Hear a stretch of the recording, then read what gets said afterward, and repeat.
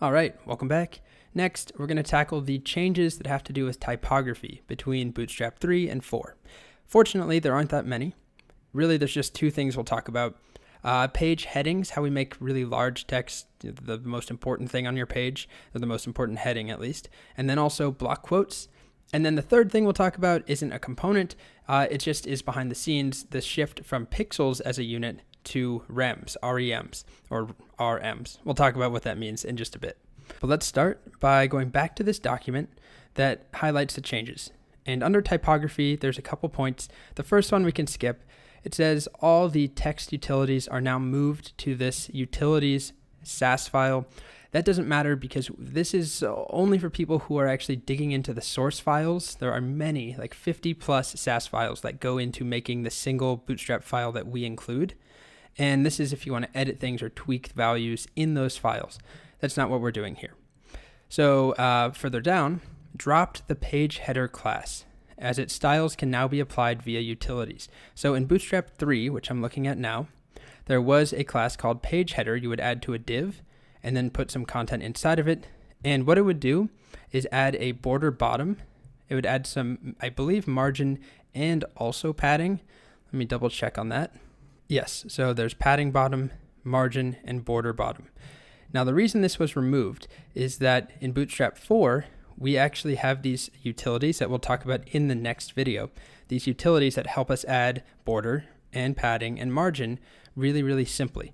So instead of adding in an additional class, instead we can just recreate that on our own. So they removed page header. What we did get though are some new utilities. If you go to the Bootstrap 4 docs, go to Content, Typography, and we scroll down. We have just the regular styles for H1s and H6s and all of that. But then we get these larger, fancier display headings. So these are supposed to work with the meat of your page content. So when you need something to stand out. And they're just, according to them, larger, slightly more opinionated heading styles. So they look like this, and all it is some element with a class of display 1, display 2, 3, or 4. So it doesn't have to be an H1, but usually if you are doing something like display 1, it's the largest, most important thing on your page, so it makes sense to be an H1. So I'm going to copy it over. I have a new document here called typography. It is empty. I added some comments to remind me what I want to talk about, but otherwise it just includes the starter from the Bootstrap 4 docs. I added a container in, and actually that container is not closed currently. There we go. So I'm going to paste in these 4 headings, and I'm also going to add in just a regular H1 that doesn't have any classes on it, and just say regular H1 so we can see the difference. And I'm going to refresh the page now. This is a regular H1 in Bootstrap 4. This is display 1, 2, 3, and 4. And of course, we can combine it with things like text info if we want to change the color and use what we talked about in the last video. Okay, so those are the display headings. And we'll come back to the actual sizing because it has to do with rems, RMs, root M's that we'll talk about. But for now, we're going to move on to the next change, which has to do with block quotes. So back on this web page again that details the changes, the next point is redesigned block quotes, moving their styles from the block quote element itself to a single class called block quote. Also, this thing called block quote reverse has been removed.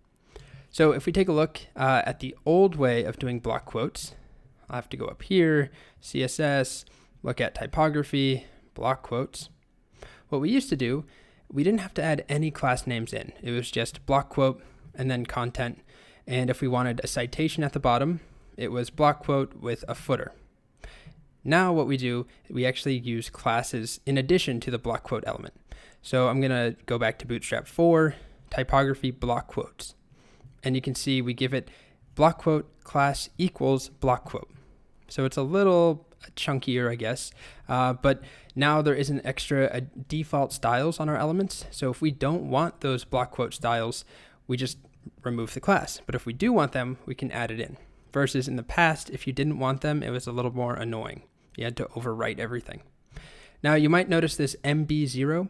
This we'll talk about in the next video. It is not necessary. It just sets the margin bottom of this paragraph to be 0. So it has to do with margin. But we'll still get the nice styles without it. But I'm going to copy this over, this block quote, under my little comment that says block quotes. And I'm also going to duplicate this, but remove the block quote class. So we now have two. This one has no block quote class and this one does. I'm going to save, refresh the page, and you can see there's not a huge difference, but this one, the font size is a little larger, and I believe there's a little margin added as well. Now, what we can also do is add a citation, of course, and now we need to use the class block quote dash footer. We didn't have to do that in the past.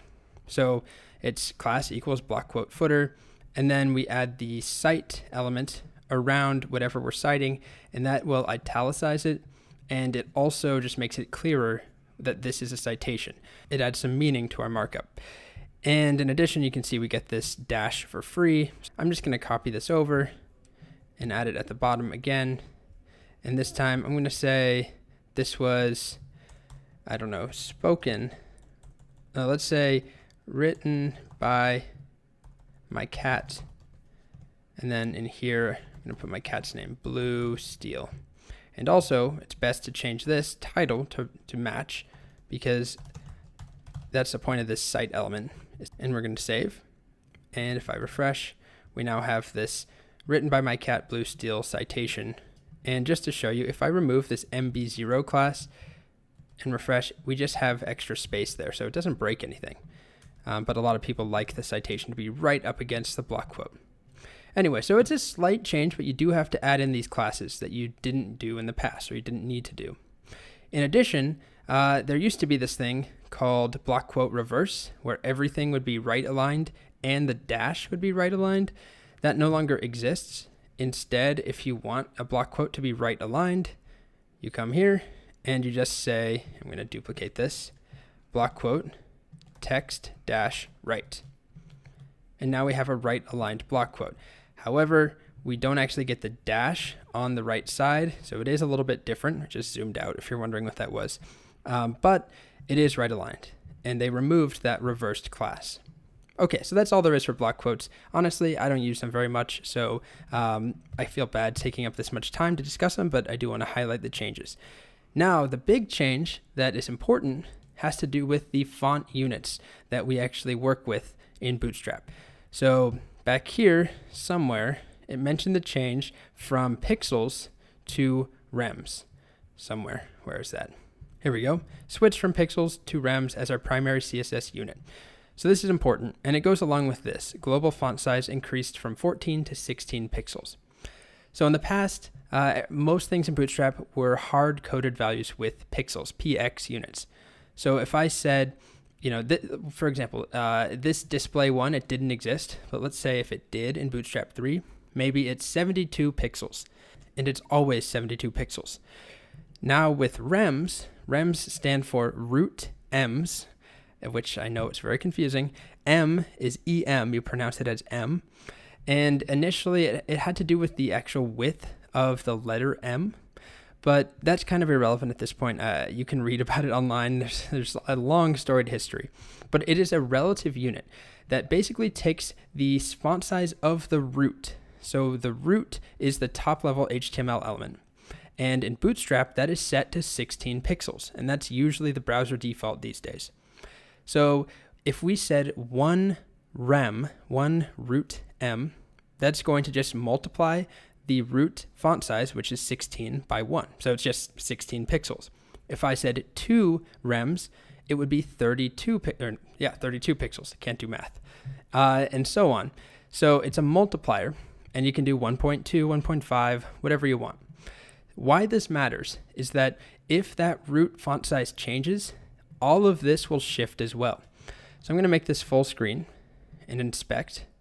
First, just to show you that when we give it the class of display1, it is set to 6 rems. Without it, we just have a regular h1. Add it back in, it's a lot larger. So 6 rems is actually 6 times the default root value for font size, which is 16. So whatever 6 times 16 is.